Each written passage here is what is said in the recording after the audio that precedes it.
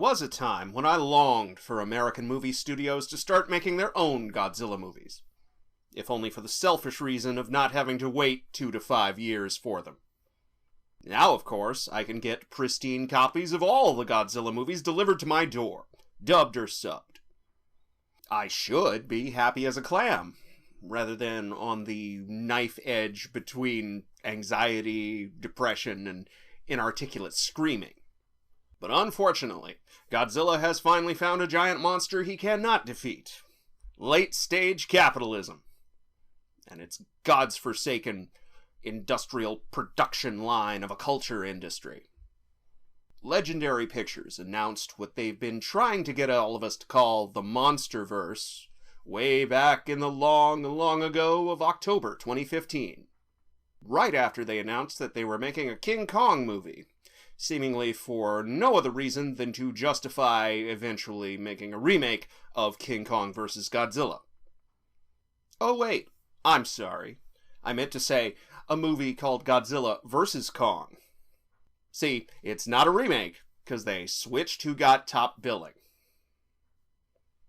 And they're plainly uninterested in any of King Kong vs. Godzilla's human characters, or its human plot, which is all about how the conflict between them is entirely manufactured by a rapacious corporation looking for a publicity stunt, and how fundamentally all of these who would win in a fight grade school playground discussions are inherently stupid. But we've seen where trying to make a movie about that gets some people, so never mind. In between the two Kong movies, we got a Godzilla movie that feels like it was made by an algorithm.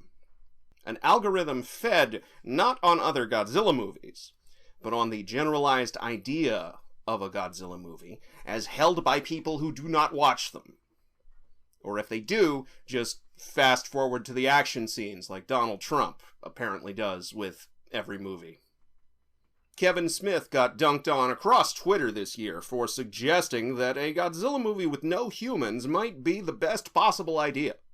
And while I gleefully and unapologetically joined on that pile-on, since that's exactly the type of thinking that leads one to make Jay and Silent Bob Strike Back, I have slightly more sympathy for Mr. Smith's point than I might otherwise have, having seen this movie. Because if your humans are as boring as this crew, then really, why not cut them out and just make the movie shorter? When this came out, I expected it to get crucified on a cross made of brick dust, since the average non-G-fan film critic tends to hate PG-13 city destruction. They feel that it exploits the memory of 9/11. And heaven forbid anyone exploit 9/11 for their own aesthetic ends. Political ends, no problem. You can exploit 9/11 for your political ends for years and still walk around free. You can go on TV, chill with Ellen and Michelle Obama, and the hashtag resistance won't even do so much as throw a shoe at you. But if you dare exploit 9/11 for your own aesthetic ends, then that means you're in our world, motherfucker. And we critics will come for that ass. Not that it'll make much difference, most of the time. But since we live in a society, to coin a phrase, that's based on pretending we have political power, even though we don't, unless we also have fuck you money, we need some kind of outlet for our simmering rage at our own powerlessness that does not actually challenge existing power structures. Not even on the most superficial level. So we yell at directors, if we know their names, and if we've hated at least one of their previous films. Luckily, everybody who saw Trick or Treat or Krampus actually seems to like them, including me. I mean, Krampus is pretty good. And nobody besides me thought to look up Michael Dougherty's writing work on shit like Urban Legend 3 or Superman Returns. Ugh. Glad we're all over pretending that's any good just to score points on the next guy who directed a Superman movie. course, it's hard to say how much directing work Doherty actually did here, considering this is a big-budget special effects extravaganza from one of the big four studios, and half of it was probably already pre-visualized before Doherty signed on, leaving our director with not much to do but direct his boring human cast and sit awkwardly in pre-release interviews with legacy publications. Living the Hollywood dream, am I right? Because that's what everybody dreams of when they unbox their first camera. In this worst of all possible worlds, there will be no more Ishiro Hondas, or Jun Fukudas. Even Shizuke Kaneko, whose Gamera trilogy from the late 90s is still the kaiju film trilogy to beat, wound up falling into the trap of making a Godzilla movie swaddled in nostalgia for previous Godzilla movies. Because the Japanese film industry is exactly 0% better than its American counterpart. And that was 20 goddamn years ago. We've fallen a long way down since then. These days, casual algorithmic scans indicate that my fellow G-fans like Ghidorah, Mothra, and Rodan. So here they are. Scans also indicate Ghidorah bad, Mothra good. Except for that one time when they were both good, but see previous rant about Kaneko's Godzilla movie. And Rodan's the kind of opportunist who'll go with anybody who has the high hand. So, there's your plot. But that can't be the whole plot. This is a movie, not a nature documentary with giant monsters. As amusing as that thought might be. I'm Marty Stauffer, and this is Wild America. The Marty Stauffer analog here is played by Kyle Chandler, forever known around this house as Early Edition Dude. Early Edition Dude is Dr. Mark Russell, anthrozoologist and divorced dad, who once upon a time worked for this universe's non-governmental giant monster monitoring organization, Monarch, which I still have trouble taking seriously because I watch too much Venture Brothers, so I can't even read their name without wanting to say it in the Monarch's voice. I'll try to keep it contained, but no promises to any of you.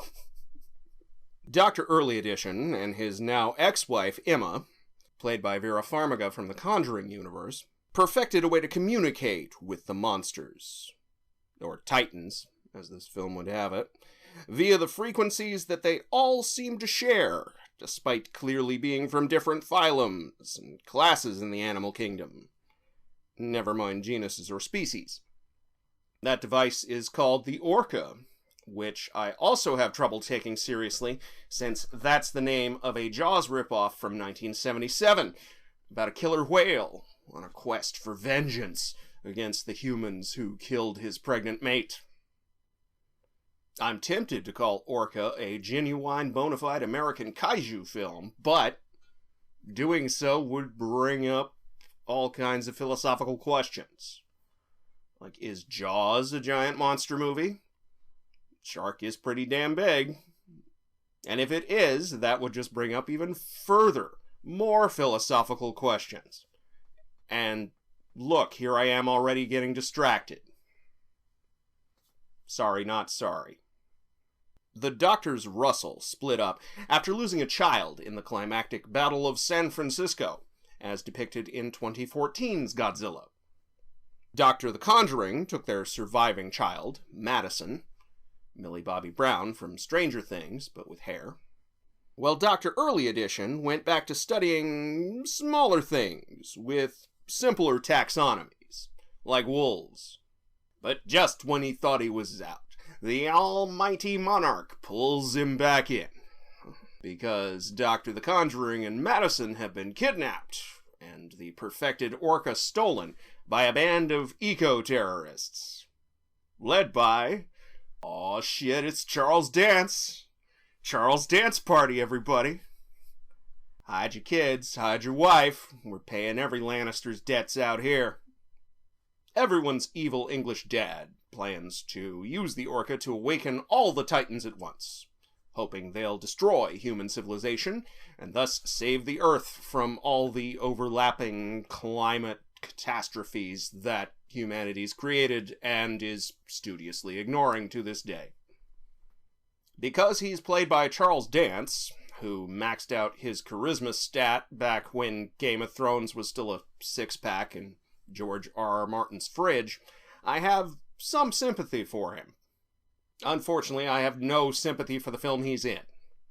In fact, I must indict it for being yet another Hollywood franchise film that went to all the trouble of casting Charles Dance, using him for 10 minutes max, and deciding to save him for the sequel.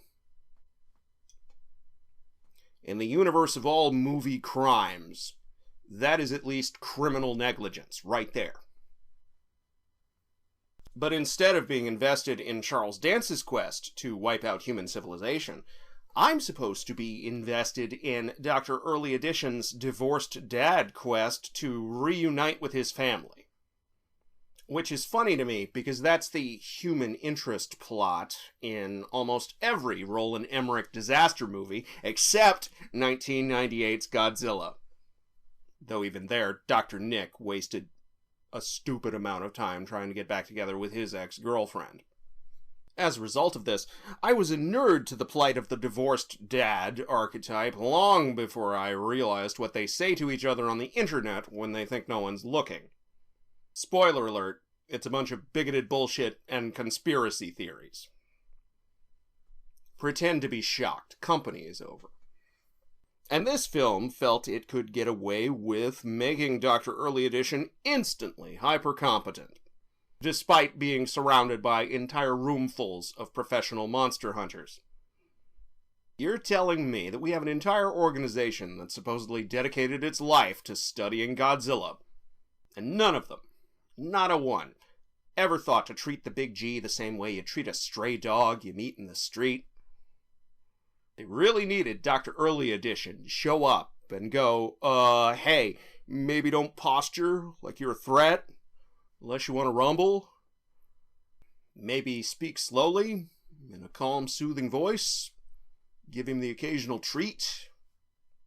The term Mary Sue tends to get thrown around by packs of misogynist idiots out there with such frequency that they seem to have forgotten that Mary Sues do have a male equivalent.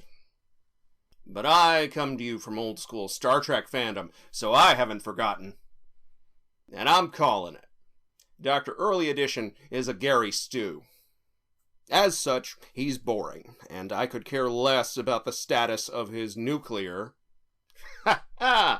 double entendre, family. Even though all three of them are actual actors doing their best with nothing parts. And even after Dr. the Conjuring turns heel. Yes, it appears that Charles Dance got to Dr. the Conjuring at some point.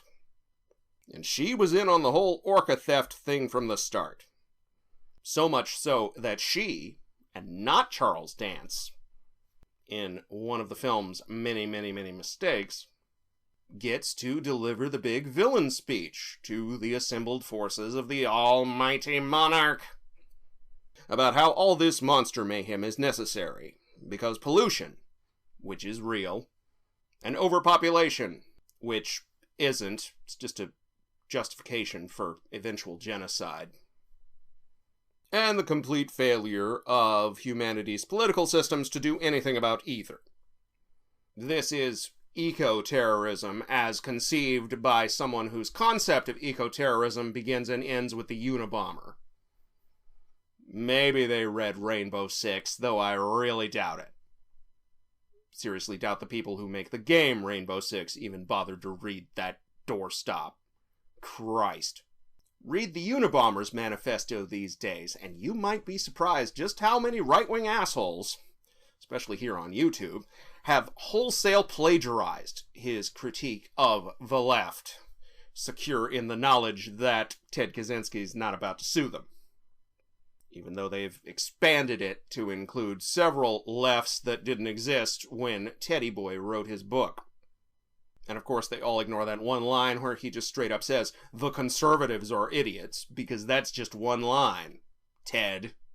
So, with Dr. the Conjuring's help, Charles Dance and his merry band of ex-SAS operators, I guess, free King Ghidorah, Mothra, and Rodan, forcing Godzilla to travel the Earth, battling them all, except Mothra, with whom he seems to have some kind of understanding. Being a god, I suppose she must have some awareness of all the other alternate parallel dimensions in which they've done all this before, but that's just my headcanon. Not in the film. What is in the film? Well, there's some nice city destruction, enough perfect shots to keep One Perfect Shot's Twitter stocked, and some decent monster action in fits and starts throughout.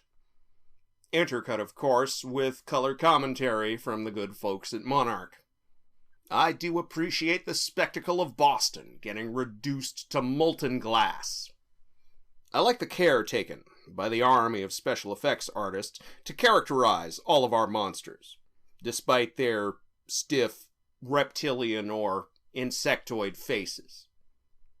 I like that these scenes are much better lit than they were in Gareth Edwards' movies, so maybe Godzilla's been this expressive the whole time and I just couldn't tell.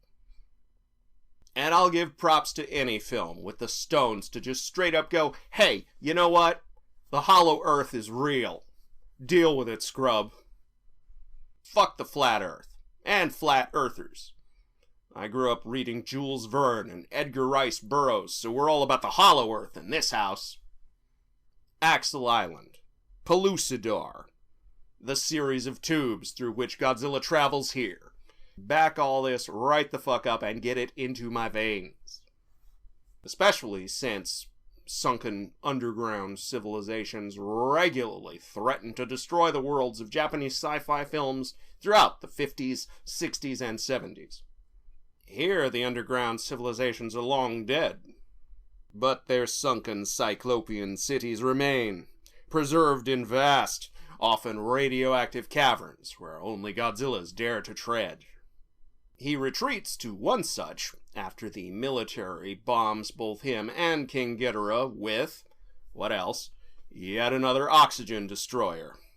It fails to kill either, but maims the Big G enough for him to require a little nuclear pick-me-up, courtesy of yet another Dr. Serizawa, who must sacrifice himself once again for the greater good. Of course. Say goodbye to Ken Watanabe, folks. It was nice to see you while you were here, big guy.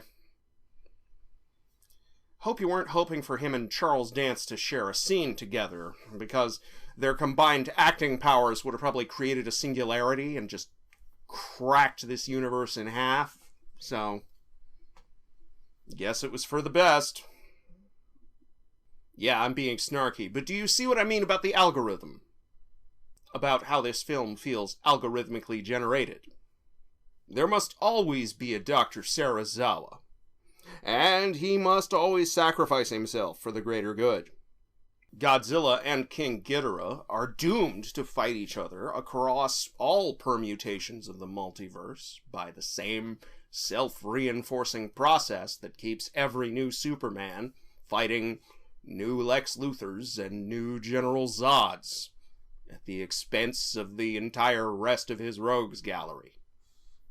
I mean, hell, Ghidorah's the monster Godzilla's fought the most, and therefore, by producer logic, he shall remain, unto the crumbling of time itself. There must always be a team of well-meaning science types, frantically trying to aid Godzilla in his battle against a worse monster. And the only real question is, how actively will they be supported by the military? For 2 films in a row now, these American Godzilla movies have explicitly placed the G-Man on the side of the US military-industrial complex. And rather than being pissed off by this, I actually find it grimly ironic. Because after all, the first giant monster to destroy Tokyo in the modern era was the U.S. Air Force. U.S. Army Air Corps at the time, but you get what I mean. A better title for this film, especially since it did that video game thing of naming the reboot the same title as the original, forever fucking with all of our cataloging efforts, might be Godzilla vs. Fan Service. And unfortunately for all of us, Fan Service won. A $400 million box office take on a $200 million budget is not that much in this billion dollars or fail age.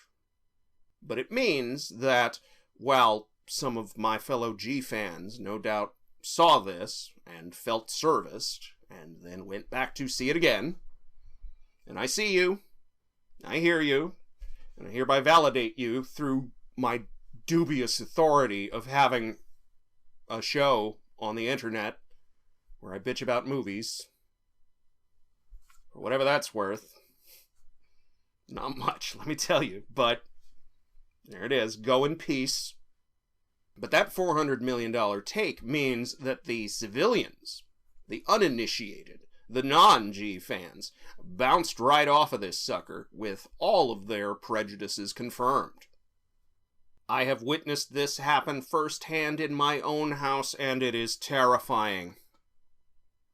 To the uninitiated general population, Godzilla movies are chores to watch, where the gratification of watching 15 to 30 minutes of monster action, tops, is delayed way past the point of satisfaction, stapled to 1 to 2 hours of boring humanity, painting in the numbers of an obvious plot. And you know what the worst part is? Sometimes they're not even wrong. It falls to those of us who know better to communicate the message that it doesn't have to be this way. It hasn't even been this way in the past. Ichiro and Yunko, the crusading reporters of Mothra vs. Godzilla, are many things, but they are not boring. Ditto with Fuji and Glenn, the astronauts who saved the world, with a little help from their friends and family, in the original Monster Zero. Or the crew, hijackers really, of the Yalin in Godzilla vs. the Sea Monster, / Ibira Horror of the Deep, whatever you want to call it.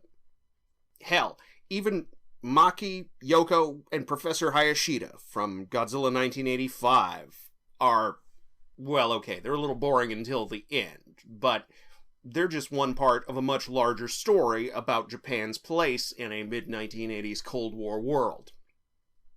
Same with the Hideaki Anno players of Shin Gojira, who start off a little stiff, but get much better as things go on, and as they suffer through shit. Like, you know, characters having some kind of... oh, what's it called? It's the shape of a booty, and it starts with an A. It's not ass, but it's 3 letters. I'm like, it's right there on the tip of my brain, you know. Their very stiffness is part of Shin Gojira's commentary on the calcified gerontocracy that defines 21st century Japanese politics. And American politics, for that fucking matter, but my fellow Americans will call me a Russian bot if I try to start that conversation. So, we'll just put a pin in that. And that's not even getting into all the non-Godzilla kaiju movies. Or just the American ones. For my money, Tremors is still the boss to beat, with the 1988 Blob remake right behind it. And then you get a real long gap in quality, and then there's Pacific Rim. And then there's another really big gap, and then there's everything else. Including this, and its immediate predecessors. And again, it does not have to be this way. We can do better. We will. We have to. Certain filmmakers already have done better in the past, with far fewer resources. But I'm biased. I can't watch this King of the Monsters without thinking about the at least 5 other Godzilla movies I could be watching instead. This is either the 3rd remake of Ghidorah, the three-headed monster, or the 2nd remake of Destroy All Monsters. Just counting the films, of course, not counting the comics or cartoon series. And in this worst of all possible futures, isn't it time we started demanding a little more? Something a little better? I mean, is there a higher force at work here? Are we asking too much of life? Shit. Now I just want to go watch Tremors again.